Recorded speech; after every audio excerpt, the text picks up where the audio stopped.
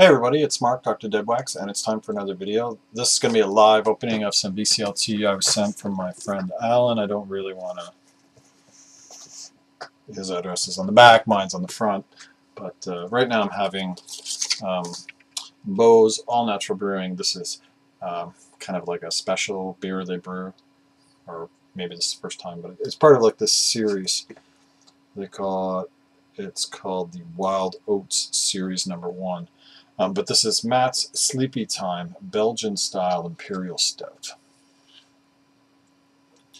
So, and it's 8% alcohol, 600 ml, so that's a little bit bigger than your standard bottle. Cheers.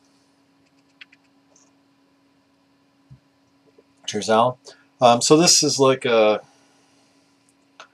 It's interesting. It's a lot more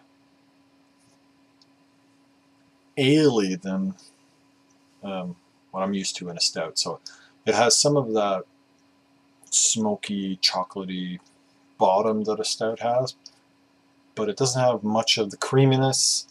It's a little bit more ale-y, and it has more fruity floral notes. So it's still good. It's more of a one-off, more of a one-off beer for me than a usual. So, Alan's I've talked about him before. He's my friend in the UK. I met him through the VC. He doesn't make videos. He just comments on people's videos. Hopefully, one day he'll actually make a video. I'm always teasing him to make videos. And but he lets me buy stuff in the UK and have it mailed to him, and then he bundles it together and mails it on to me. So I can pick up. There's great deals in all kinds of places, and if there's a great deal in Germany, for example, I can get it shipped to me via German DHL. They have some sort of sweetheart deal with the post office. It's like $6 to get anything sent to North America, like a record. But in the UK, if a record is £3, which is a sweet deal, it's £17 to mail it, which makes it like $40. So he allows me to send him stuff, and then he sends it on to me, and you know, it's like £17 to send one record, or you know, £25 to send half a dozen. So, and I kind of do the same thing for him, but not really, because he needed a cartridge that he'd broken the stylus off of, and he sent it to me, and I sent it away to a place in North America that fixes them, so that he didn't have to deal with them internationally. I was able to go to the States and mail it internally in the States, and anyways, it worked out financially for him. So, hey Mark, really appreciate your friendship over the last year and a bit. Keep the record spinning.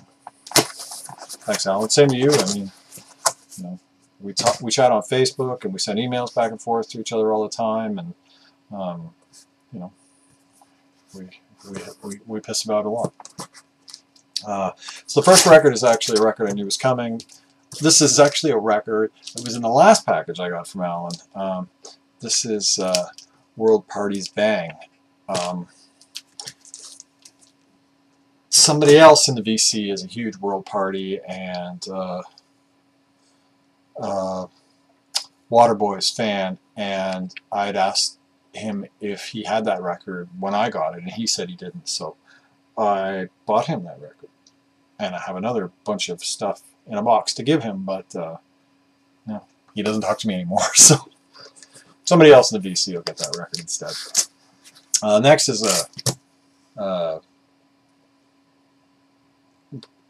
the worst Irish band ever. You know, it's a humble opinion.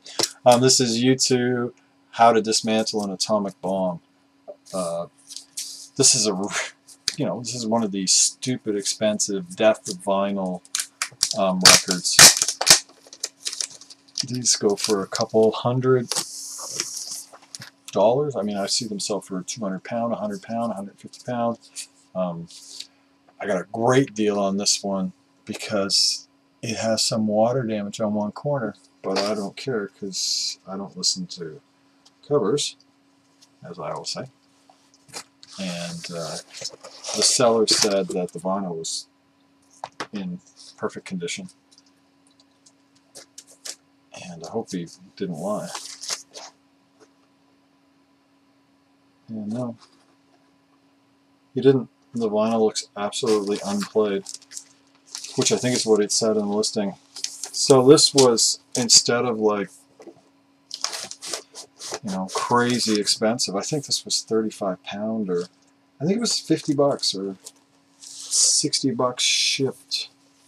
It was a great deal. I mean, the cover and the inners have some water damage, but I still think it's pretty damn presentable as far as the record goes, and as long as the vinyl looks unplayed, you know, that's all I care about. So, you know, I still need All You Can't Leave Behind. I actually like those two, this and that, All You Can't Leave Behind and How to Dismantle Atomic Bomb. I think are good, really good U2 records. They have a lot of diversity and variety to the music. I found that All That You Can't Leave Behind, or sorry, No Line on the Horizon was this monotonous drone with a couple really off-kilter, shitty songs, and then the new one is just terrible. But I love you know, I never could have got that because it was like £22 to ship it through this, you know, because the prices are all different. Anyways, it was £22 to ship that to me in Canada, so that like shot the good deal up to almost no damage cover price by the time, or we were getting there anyway. Next is so David had sent me a bunch of Van Morrison records, and I'd played and cleaned some of them, and recently I played and cleaned Van Morrison's V-Done Fleece, and Alan says, looks like his mom designed and printed the cover with her backs on. Anyway, when I cleaned and played the one David had sent me, there's like the first song has this bass note that goes and it just drops, and on my US pressing and on my Canadian first pressings, both of them, it just didn't have, like, the UK pressing blew me away, but there was a spot on the record David had sent me that in a really quiet passage had some sort of weird issue. So I had a look one day on eBay, like just a week or 2 weeks ago, and I saw they were selling this for like £2 or £3, and it was the same first press, same DeadWax and everything, and I won it for like, I think $3.70 or I don't know, but same pressing that David had sent me with the A1 B1 stampers. So this looks beautifully clean. So again, because of Alan, I was able to take advantage of, you know, a great domestic postage rate and upgrade a record I otherwise couldn't have, because it was £17 to ship it, or £14 I think that guy wanted. Anyways, it was ridiculous the amount of money it was to ship it to Canada for a record that he was selling for, you know, $5. So now my copy I got from David will go out as VCLT to somebody in the VC, and I'm sure that person has already figured out who he is.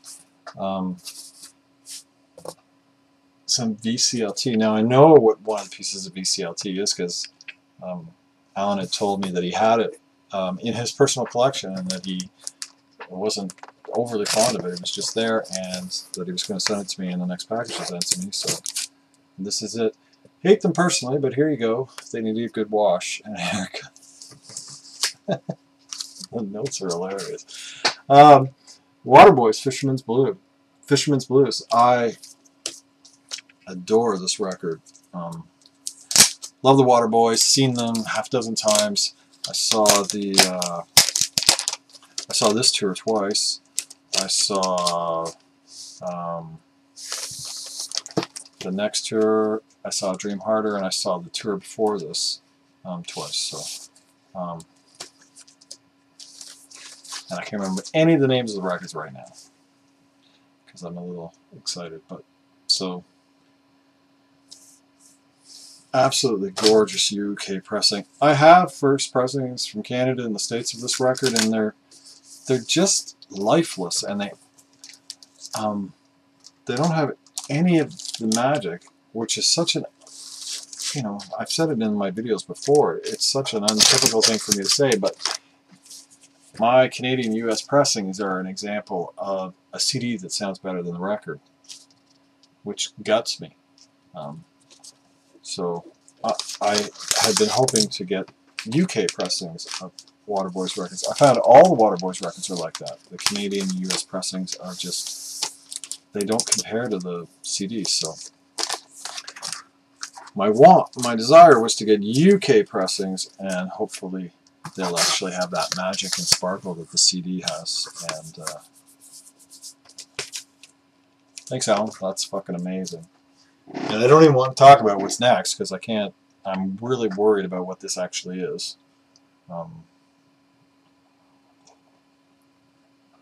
In my last parcel from Alan, he'd sent me a UK first pressing of Selling England by the Pound. And this is Genesis's Foxtrot. Oh, not sure if you have this already. Saw it in my almost local record store and thought it a possible companion for the Selling England I gifted you a while back, if it's any good. And I can see through the Blake that I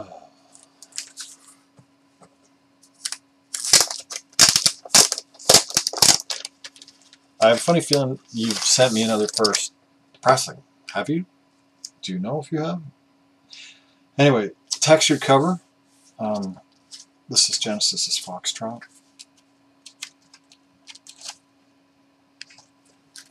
So first UK pressing of this should have a textured cover. I don't know if that'll show on here. Probably not. But it has like an almost linen-like texture, like slightly canvasy, linen-y. It was supposed to look like the painting. You know, it's supposed to look like a painting. Was the intent of that. And the next thing it should have is, yeah, I really think this is a first pressing. It says manufactured by B&C Records and printed by the E.J. Day Company. And typically the first pressings of this period had this on them. So there it is, printed and made by the E.J. Day Group, London and Bedford. And over here it says marketed by B&C Records. I know that the record should say B&C on it as well. So, okay. I'm really starting to think this is the real deal, because this is the right Charisma inner. This is CAS 158. And the dust jacket goes up to CAS 156. Capability brown from scratch. So, have you done it again? You have. I'm pretty sure you have. Fuck. Yeah. Fuck. Yeah. Yeah. Okay. All right. So, large Mad Hatter, which is what a first UK should be of this. This is a large Mad Hatter because, as you can see, the Mad Hatter extends down and into the spindle hole. A small Mad Hatter sits above the spindle hole. The next thing a first UK pressing should be manufactured and distributed by B&C Records Inc., which it has at the bottom of the label at the 6 o'clock position. And the other thing it should have is Porky in the dead wax on one side and Pecco in the dead wax on the other side. And this has Pecco on side B and Porky on side A. And it has A-1U on side A and B-1U on side B, which is the dead wax inscription for a first pressing. So It's absolutely fucking gorgeous. This looks like an even nicer nick than the other one. I like your almost local shop. Okay, honestly, this is probably a $200 record, Alan. $150. Like, it's kind of too generous, and very much fucking appreciated. I have 2 first pressing Peter Gabriel era Genesis records, and they're both from you, and thank you very much. And I think I know, I thought I knew what I was going to be spinning as soon as I'm done recording this, but now I think I know. I think this will be going on.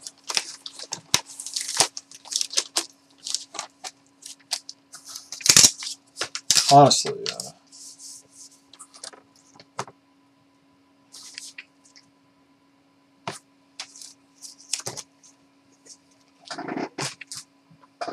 I'm a little short on words there. And finally, oh my god,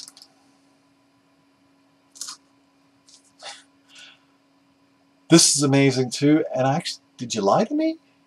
Did you string me along on this, or did you find it again? Yeah.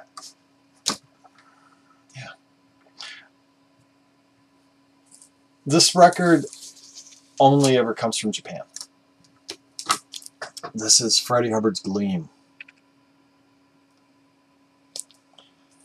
And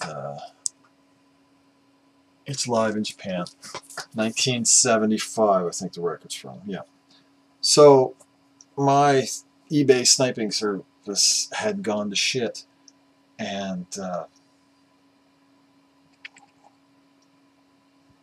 I wasn't firing off the snipes, and I'd lost several auctions. And this record came up in the UK, which is unusual because this is a Japan-only pressing of a live concert from March 17th, 1975. Freddie Hubbard, with Freddie Hubbard on trumpets and flugelhorn, Carl Randall on tenor saxophone, George Cables on electric piano, Henry Franklin on Fender bass, Carl Burnett on drums, and Buck Clark on congas and percussion. And I wanted this record for fucking ever. This is another fucking Grail. Like, Grail box. Anyways, standard CBS record label from Japan. One came up in England, unusually so. And these are always $50. And they're always kind of up just at bin prices. They're rarely like on an auction. And one came up in England at a really good price. But my sniping service was like doing a total shit. So I asked Alan if he would bid on it, and he said we didn't win it. And then, did you pull my leg, or did you find another one somewhere? Oh, cool. This also has the Japanese inner. This is an amazing, fucking amazing record. I don't, you know, by the time that Freddie Hubbard was on Columbia here, I think it's pretty safe to say he wasn't putting out the most amazing records. He went there after, you know, he was on Atlantic and Blue Note in the 60s, and then he went to CTI at the end of the 60s and into the early 70s, and then after that he went to Columbia. And it's safe to say that he wasn't putting out the greatest material on Columbia. There's some really interesting stuff. It's a little funky. Liquid Sky's okay.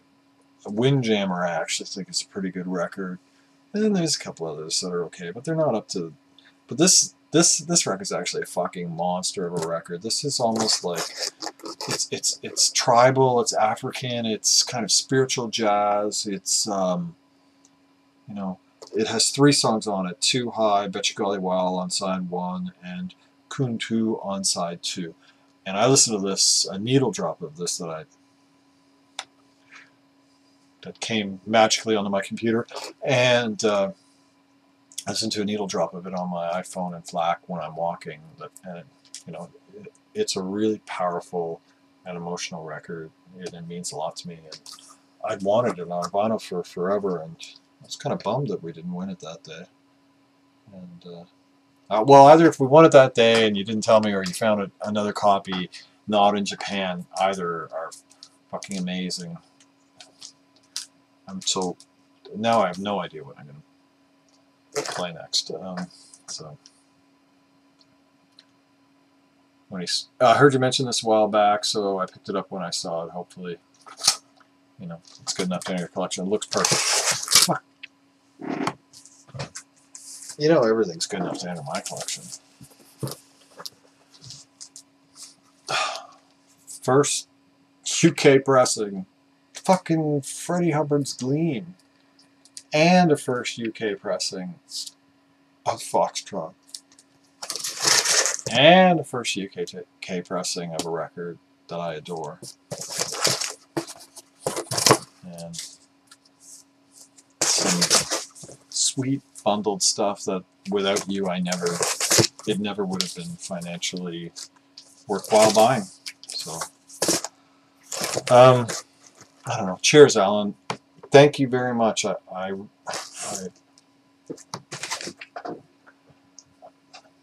Thank you very much. I really appreciate it. That is just an awesome package, and I know you like the records that I've sent you, and I was happy to help you out with the cartridge too, and I just enjoy, you know, the fucking around we do. So, cheers. Thank you again. Have a great day, everybody. Keep the record spinning. I know I will all night long. Cheers.